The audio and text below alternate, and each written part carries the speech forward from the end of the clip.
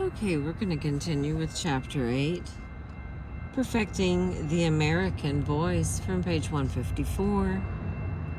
Every individual interested in achieving goals in this world needs a valid assessment of his or her voice quality as it is perceived within the culture. In America today, preferred voices are low and resonant and full of moderate volume, and the contours they follow as they speak are smooth curves rather than flat lines or sharp angles. If the voice has all the characteristics just listed, it's all right for it to be slightly nasal, but only slightly. This profile is demanded of both males and females. The worst voice of all in current American fashion is the voice that is both high and nasal, no matter what its other characteristics. The high nasal voice is the whiny child voice, and it is a severe handicap and a barrier to success. It is not true, by the way, that women's voices must naturally be higher than the voices of men. The gender-dependent physical differences involved are minor and trivial. Many men have voices higher than many women. Compare George Bush with Barbara Jordan, Jean Kirkpatrick, Elizabeth Dole, or Phyllis Oakley. There are many countries in which men's voices are usually higher than the voices of the average American woman, and where that is considered the natural male voice. These facts do not keep the high nasal voice from being an especially serious problem for American women. It is the voice we associate with the image of the whiny child. The women are already struggling with the stereotypical image of childishness. When this image is reinforced by a childlike voice, a voice which typically becomes even higher and more nasal, even more childlike, when the woman is under stress, the results are overwhelmingly negative. For George Bush, I suggest a voice coach. That is because he needs spectacular results fast. If your ambition is to be a Shakespearean actor or president of the United States, I suggest a voice coach for you too. But if you are only interested in being certain that the words you say do not have to fight their way through a perpetual filter that says you are listening to a small child, a voice coach is not necessary. You can reach this particular goal yourself at your own convenience, on your own time, and in privacy. Here are the steps you follow. 1. Make a baseline tape of your own voice, 20 to 30 minutes long, speaking naturally. Talk about something that interests you. Taxes, or the economy, or tort reform, or golf, or what you dislike most about liberals or conservatives. Talk about the teacher you liked or disliked most in school, if that would be easier. The subject is not important as long as it triggers natural speech. Number 2. Listen to the tape. Ask yourself, is that a voice I would enjoy listening to? If it weren't my voice, is it too high, too nasal, too loud or too soft, too monotonous or too dramatic? Do I talk too fast or too slowly? This is important. If you can't rely on your own judgment because of a natural bias in your favor, get a few second opinions excuse me, from people you trust. Do not fall for the soothing idea that you sound terrible to yourself because you aren't used to hearing your voice on tape. It's true. It can be a shock. But with today's recording technology, it's also reliable. The way you sound to you is probably the way you sound to everyone. You get an idea of how much nasalness is too much. Listen to Senator John Danforth or Congresswoman Patricia Schroeder, whichever gender is appropriate for you. Both are good speakers.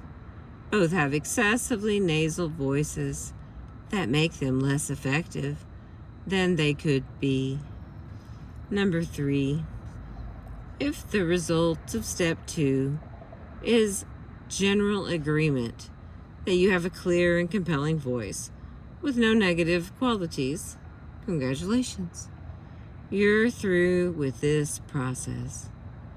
Otherwise, the next step is to get a tape of someone whose voice does fit that description, who is the same gender you are, and who makes an impression that you would like to make. This tape will serve you as a model. It should be roughly half an hour long. It should be taped speech, not taped theater. If you know someone personally whose voice fits the bill, tape that person. Otherwise, choose a public figure readily available on tape or on the radio or television from which tapes can be easily made. For women, Diane Sawyer or Jean Kirkpatrick are good choices. For men, Peter Jennings or almost any of the anchormen on National Public Radio are equally good. Do not choose someone whose voice, like Barbara Jordan's or William Buckley's, is highly distinctive. You don't want your listeners to be thinking, what an unusual voice, or what a wonderful voice. You want your voice to be so effective that they listen to what you say without any awareness of your voice, either positive or negative. Number 4. Now you work with the tape at your own convenience, at your own pace, and in privacy. What you're going to do is speak with the tape, not after it, as you may have done in foreign language classes, but with it. Work on a sentence, one sentence at a time. Do not write the sequence down or memorize it. Just listen to it until you're familiar with it, and then do your best to say it simultaneously with the speaker. If you get bored with the tape, get a new one. If you come to know it so well that you can recite it, get a new one. Unless you have to listen to the speaker model as you talk, your brain won't be able to make the constant adjustments that correct the mismatch between your voice and the model. Number 5, after you've spent roughly 20 hours at this task, make a new baseline tape of your own voice and check it again. When you find the improvement adequate, it's time to stop. And the final one, number 6, repeat step 5 again after every 6 hours of practice until you are satisfied with the results. This technique, which is based on the work of Leonard Newmark, works very well.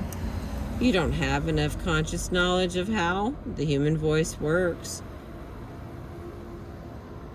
physiologically and neurologically to make the necessary changes in your voice on your own. It's not particularly useful to know those details unless you are an acoustic phonetician.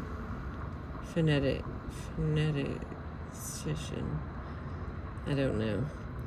But your mismatch detector, your magnificent brain, is fully capable of monitoring the two streams of speech and making adjustments until they match. If you simply give it the opportunity. In fact, this works so well that it's possible to overdo it. Your goal isn't to be able to do a flawless imitation of your speaker model. Stop your practice before you reach that stage. You can use the same technique as a way of acquiring an accent other than your natural one, if you like.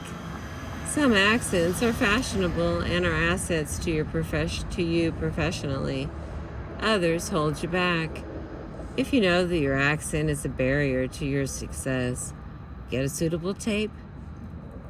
Buy a speaker who has the accent you want to use instead, and work with that tape. Similarly, if you would like to be able to switch competently among several different dialects, use tapes as models and work with them as described above. It is becoming ever more apparent that knowing the language of the people you're doing business with gives you a great advantage. The Japanese provide an enlightening example. If you are trying to learn a foreign language, speak with your language tapes or records instead of repeating after the foreign speaker in the pause provided. Repeating afterwards, which adds the task of remembering what you've just heard, only trains you in your errors, especially errors in intonation, the most important area to get right.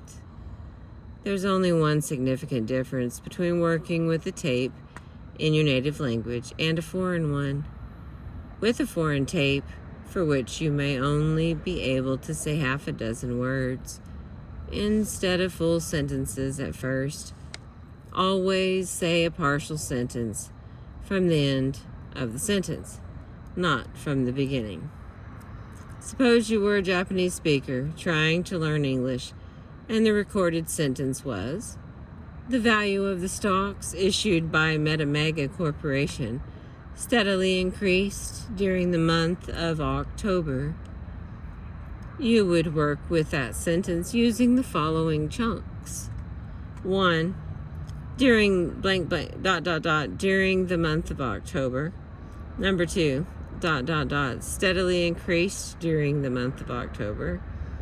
3, the stocks issued by Metamega Corporation steadily increased during the month of October.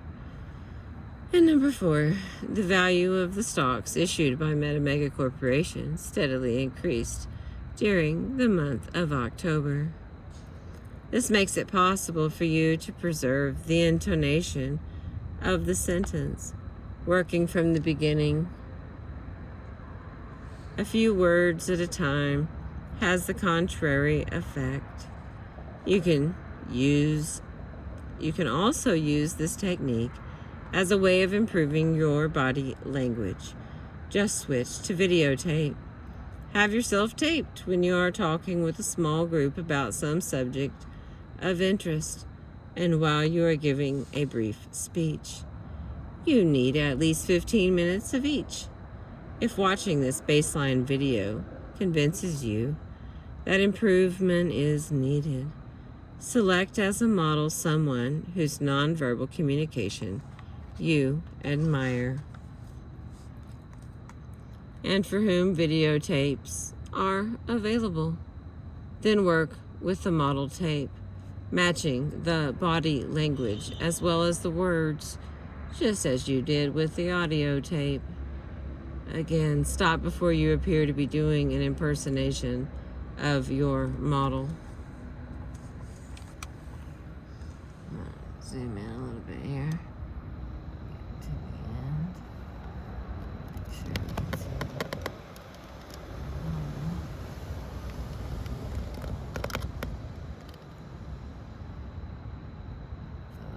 See everything. All right. The reason I have given so much space in this chapter to voice quality and other body language is that although it is entirely illogical and unfair, nothing else is as important to your public speaking as your nonverbal communication. And voice quality is the most powerful part of nonverbal communication. No matter how superb the words you say, poor voice quality and body language will cancel the impact of those words and drain them of power. You can hire the finest speechwriter. You can wear the most expensive clothes. You can surround yourself with the most impressive trappings. That won't do it. Unless your nonverbal communication is effective, your speech will not be effective either, and you will have wasted your money. Conversely, a speaker whose body language is as effective as Ronald Reagan's can deliver the most abominable claptrap, and it will go over like a new Gettysburg Address. A couple more minutes here. The next part is called nonverbal communication and written language. With written language, the critical importance of nonverbal communication factors work both to help and to hinder. No one who is reading your words is exposed to your voice and your body language while reading. If they're not very good, that's a help to you. If they are excellent, not being able to use them is a drawback. You will have noticed that very little is written by Ronald Reagan, who is well aware of where his strengths are. The actual words you write are much more important than the actual words you speak. However, the three elements corresponding to nonverbal communication that are available for written language: punctuation, graphic design, and packaging,